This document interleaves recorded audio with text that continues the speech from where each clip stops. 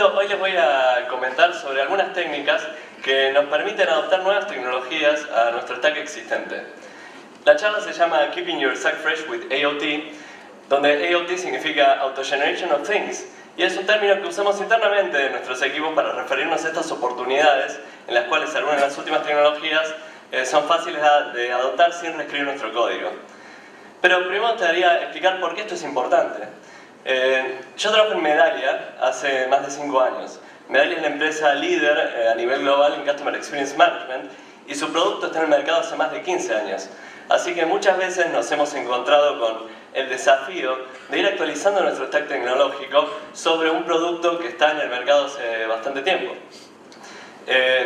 Y entonces hemos en el tiempo reciente ido generando ciertas técnicas que nos permiten ir actualizándonos.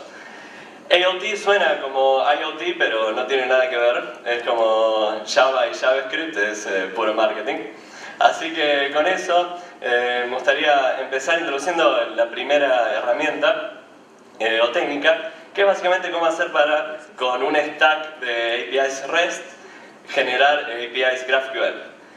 Y para aquellos que tengan alguna experiencia en GraphQL sabrán que esto suena bastante al Hello World de GraphQL, que básicamente tengo una API REST y hago un pequeño wrapper arriba de eso para exponerlo como GraphQL. En realidad lo que voy a presentar hoy es cómo hacer esto a escala. ¿Y a qué escala me refiero? Bueno, en Medallia, por ejemplo, tenemos miles de recursos y docenas de equipos trabajando activamente en el desarrollo de APIs REST.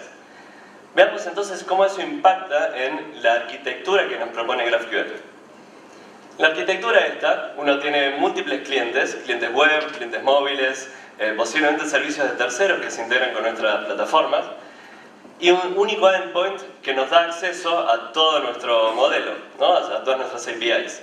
Entonces podemos tener APIs de usuarios, APIs de Text Analytics, de feedback, de reportes. Y cuando estamos hablando de que tenemos decenas de equipos activamente desarrollando estas APIs, la pregunta es, en definitiva, ¿qué equipo podría estar desarrollando un único endpoint que sirve de interfaz a todas nuestras APIs REST?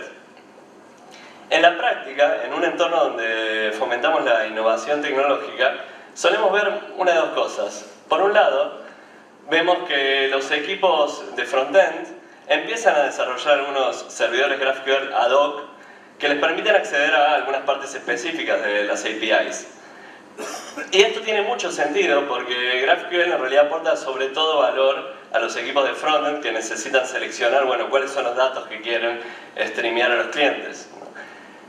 Pero al mismo tiempo esto genera muchos esfuerzos duplicados y hay un desafío en mantener estos servidores GraphQL que desarrollan los equipos de frontend actualizados con los cambios de las APIs.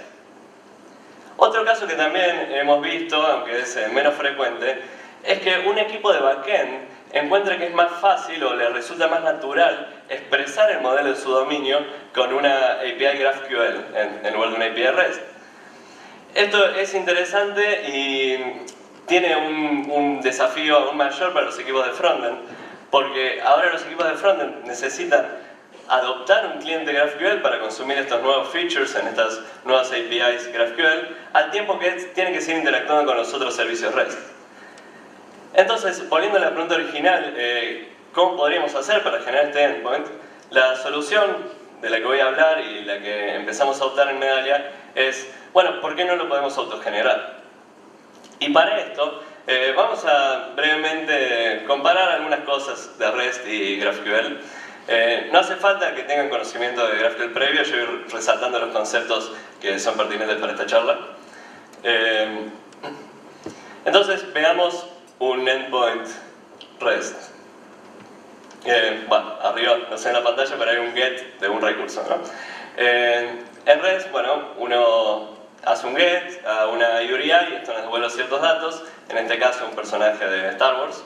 Y si quisiéramos, por ejemplo, cargar las especies de este personaje, el cliente sabría que hay otra URI a la cual haciendo un get recibe un payload con las especies. Veamos cómo esto se haría en GraphQL. Bueno, en GraphQL tenemos un único endpoint, el endpoint GraphQL, al que uno hace un post y envía en el body el request básicamente la definición de cuáles son los datos que espero obtener de vuelta, o cuáles son las operaciones que quiero hacer, y el servidor nos devuelve los datos que solicitamos.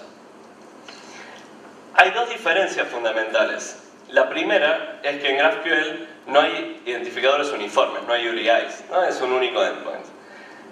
Y la segunda diferencia, que parece aún más insalvable hasta cierto punto, es el hecho de que en GraphQL los distintos recursos están conectados de una forma mucho más explícita en los propios datos y en el esquema de GraphQL.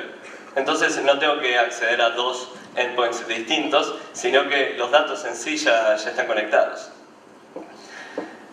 Y hay un concepto que nos va a ayudar a salvar estas diferencias.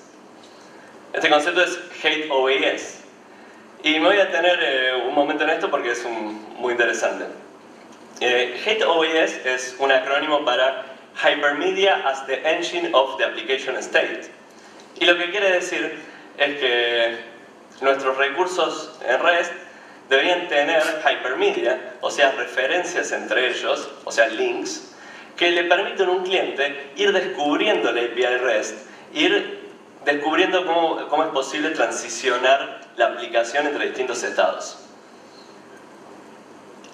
Hate OAS lo plantea Roy Fielding en el paper original donde introduce los conceptos de REST.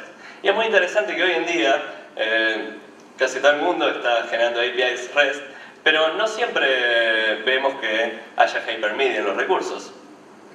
De hecho, en su momento hubo un debate bastante interesante sobre si las APIs que no tenían hypermedia tenían que ser consideradas REST o buscar otro nombre para ellas, hasta que eventualmente Leonard Richardson planteó el Richardson Maturity Model, que básicamente lo que postula es, bueno, las APIs REST en realidad son un espectro bastante amplio y lo que podemos hablar es de distintos niveles de madurez de estas APIs. ¿No? Este es el modelo original y lo que plantea es un nivel 0, que es el pantano del plain old XML, donde básicamente cliente y servidor intercambian mensajes XML definiendo cuáles son los datos que se buscan y el servidor responde con más XML. En el nivel 1 empieza a haber URIs, empieza a haber recursos definidos.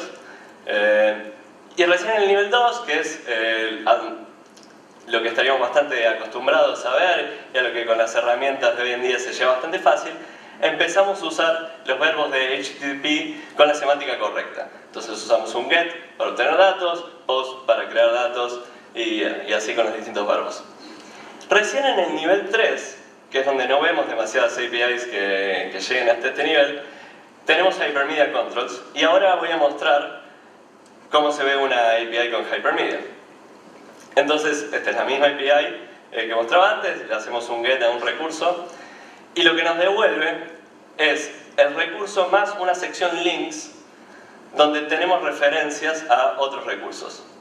Y esto, digamos, es un REST de un nivel de madurez mayor al que vemos por lo general.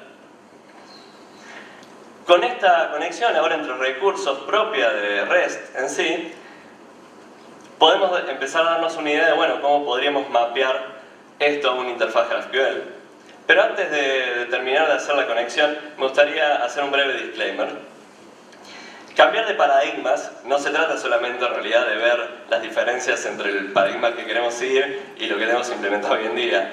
Sin embargo, a poder adaptar la tecnología actual que tengamos al siguiente paradigma nos permite innovar más rápido y a un menor costo. Así que en este marco es en el que presento esta solución.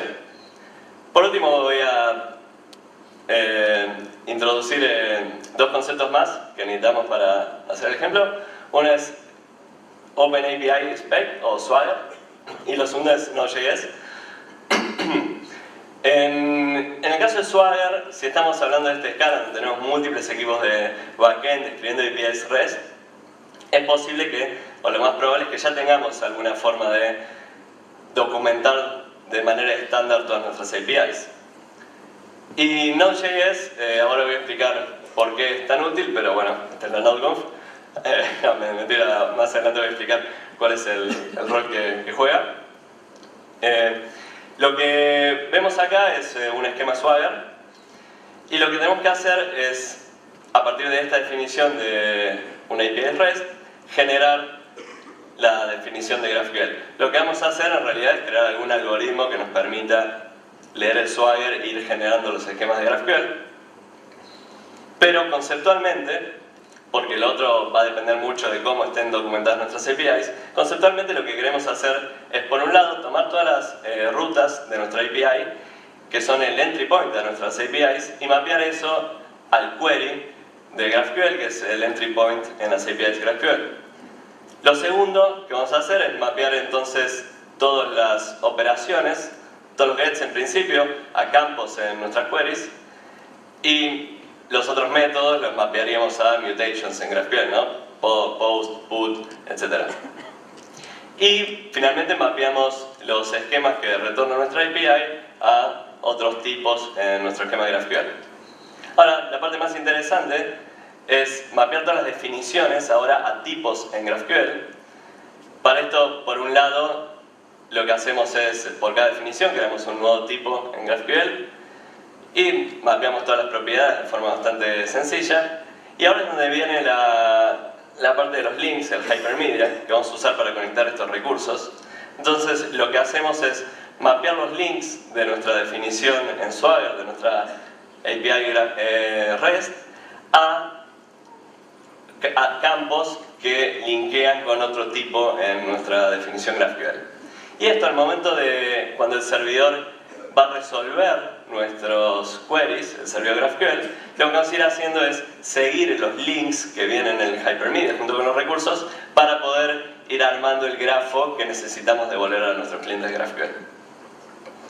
Con esto entonces la arquitectura final sería la siguiente, donde tenemos un servidor Node.js que levanta automáticamente todas nuestras especificaciones Swagger y con esto sirve los mismos datos en un único endpoint GraphQL.